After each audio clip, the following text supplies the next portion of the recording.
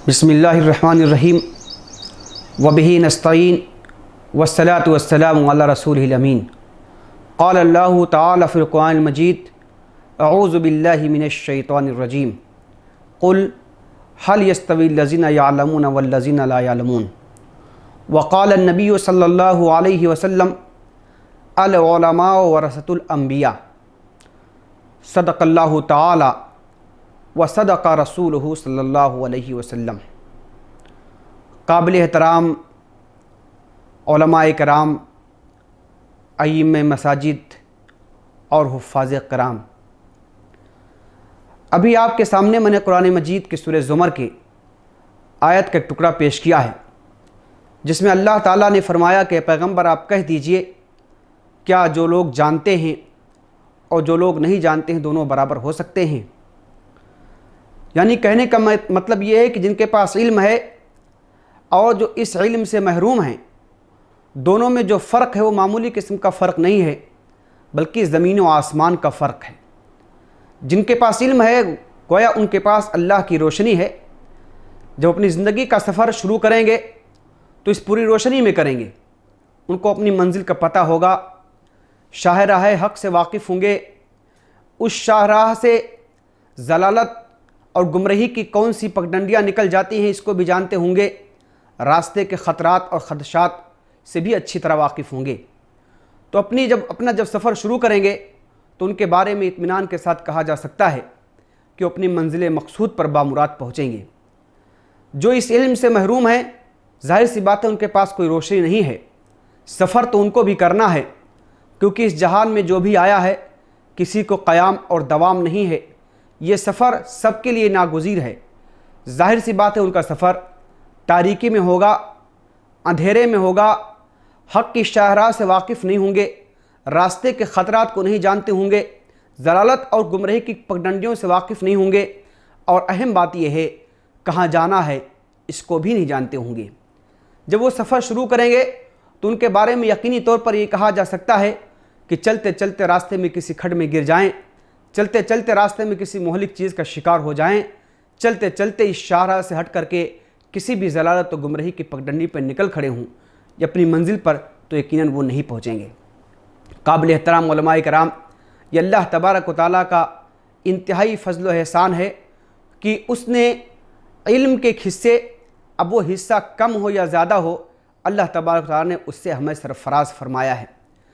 इस सरफ़राज़ी इल्म के बिना पर अब हमारी ज़िम्मेदारियाँ दूसरों के मुकाबले में कई गुना बढ़ जाती हैं।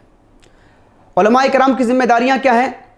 अभी आपके सामने हमने हदीस पढ़ी है जिसमें पैगंबर सल्लल्लाहु अलैहि वसल्लम ने फरमाया कि उलमा वारिसीने अंबिया हैं, यानी उलमा को वही काम करने हैं जिन कामों के लिए अंबिया कराम की बेसत इस ज़मीन पर होती रही है। कुरान मजीद के मुताले से मालूम होता है कि अंबिया कराम इस ज़मीन पर इकामत दीन के लिए आए हैं, अंबिया कराम इस ज़मीन पर इजहार दीन के लिए आए हैं, अंबिया कराम इस ज़मीन पर इकामत अदल व इंसाफ के लिए आए हैं। अल्हम्दुलिल्लाह उलमाए हक़ ने हर ज़माने में इस खिदमत को अंजाम दिया है। हमारे दीनी मदारिस के क़याम के मक़ासिद भी तकरीबन यही रहे हैं। काबिल एहतराम हज़रात, मुल्क के जो मौजूदा हालात हैं उससे हम सब वाकिफ़ हैं कि किस तरह बातिल नज़रियात और बातिल तहरीकात मज़हब इस्लाम के मुतालिक, उलमा के मुतालिक, मुसलमानों के मुतालिक किस तरह प्रोपगंडा कर रही हैं और किस तरह इसको एक दहशत और आतंक का मज़हब बना करके पेश कर रही हैं।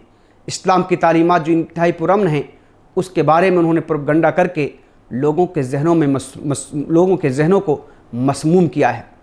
काबिल एहतराम उलमा, मौजूदा हालात को देखते हुए जमात इस्लामी हिंद हल्का महाराष्ट्र ने 23 मार्च 2014 ईस्वी को पूरी रियासत से उलमाए कराम को अंजुमन इस्लाम CST मुंबई में मदऊ किया।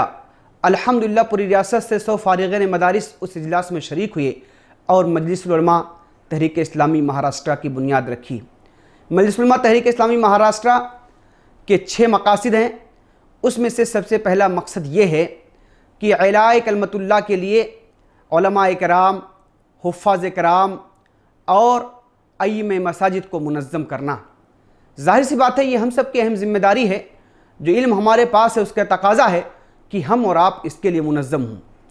دوسرا مجلس کا مقصد ہے وہ یہ ہے کہ ریاست میں علماء کرام کے تعاون سے فرقہ وارانہ ہم آہنگی کی فضا پیدا کرنا۔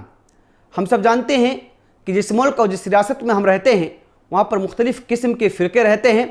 صرف مسلمان ہی نہیں رہتے ہیں، صرف ہندو ہی نہیں رہتے ہیں، بلکہ وہاں پر سکھ بھی ہیں، جین بھی ہیں، عیسائی بھی ہیں اور دوسرے فرقے ہیں۔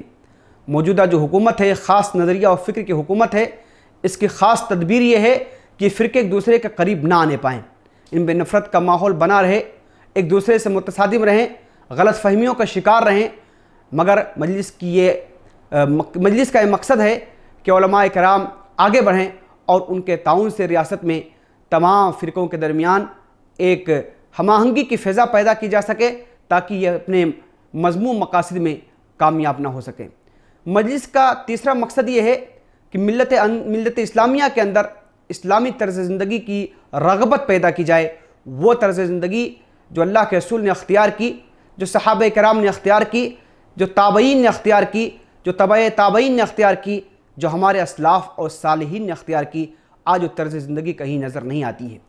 اسی طریقے سے مجلس کا ایک مقصد یہ ہے کہ مختلف قسم کی جو فروعی مسائل ہیں اور جو ابھر کر کے کچھ اس طرح سامنے آ گئے ہیں کہ جیسے بہت بڑے بڑے مسئلے ہوں اور ان کے رہتے ہوئے ملت میں اتحاد نہیں ہو سکتا ہے، ملت ایک فضا پر، ایک پلیٹ فارم پر نہیں آ سکتی ہے، تو ان مسائل کے سلسلے میں ملت کے اندر اعتدال کی فضا پیدا کی جائے اور ماڈریشن کا جذبہ پیدا کیا جائے لوگوں کے اندر، تاکہ ملت کے اندر اتحاد کے زیادہ فضا قائم ہو سکے۔ اسی طریقے سے مجلس کا ایک مقصد یہ ہے کہ ملت کے اندر جس قسم کے بھی مسائل پیدا ہوں، خواہ خانگی ہوں، ذاتی ہوں، عائلی ہوں، معاشی ہوں، معاشرتی ہوں، سماجی ہوں، جتنے بھی مسائل ہو سکتے ہیں، ہر مسئلے کے حل کے لیے ملت کا مزاج بن جائے کہ وہ قرآن و سنت کی طرف رجوع کرنے والی بن جائے، وہ دارالقضاء کی طرف آئے، وہ علماء کرام کی طرف رجوع کرے، وہ ائمہ مساجد کی جانب آئے اور عصری کورٹوں کی طرف اپنے مسائل کو لے کر کے نہ بھاگے۔ اگر ملت کے اندر یہ فضا بن گئی، ملت کا مزاج بن گیا، تو یقین جانیے کہ اس میں خیر ہے، برکت ہے، اور اہم بات یہ ہے کہ ہمارے ایمان کا تقاضا بھی ہے۔ اسی طریقے سے مجلس کا اہم مقصد یہ ہے کہ یہ ملت ہم سب جانتے ہیں ایک دائی ملت تھی، کنتم خیر امتن کا لفظ اللہ نے قرآن مجید میں فرمایا کہ اس کو بامقصد طریقے سے وجود میں لایا گیا تھا۔ یہ ملت روشنی کا مینار تھی جس سے بھٹکے ہوئے قافلے اپنا سمت سفر معلوم کرتے تھے، مگر ملت آج اپنے اس مشن سے غافل ہو گئی ہے۔ تو ملت کے اندر دوبارہ اس کا شعور پیدا کیا جائے اور ملت کا جو داعیانہ منصب تھا اس منصب کو دوبارہ بحال کیا جائے۔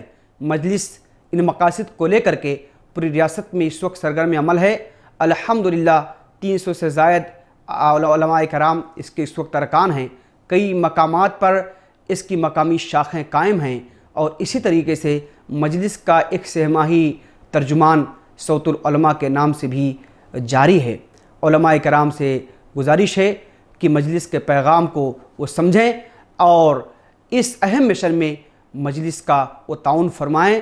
مجلس نے جس قافلے کا آغاز کیا ہے اس میں وہ بھی شریک سفر ہوں، تاکہ ہم سب مل کر کے اللہ کے اس نظام کو اس زمین پر جاری و ساری کرنے والے بن جائیں۔ اللہ تبارک و تعالیٰ سے دعا ہے کہ اللہ تعالیٰ ہماری ٹوٹی پھوٹی کوششوں کو قبول فرمائے۔ وآخر دعوانا الحمدللہ رب العالمین۔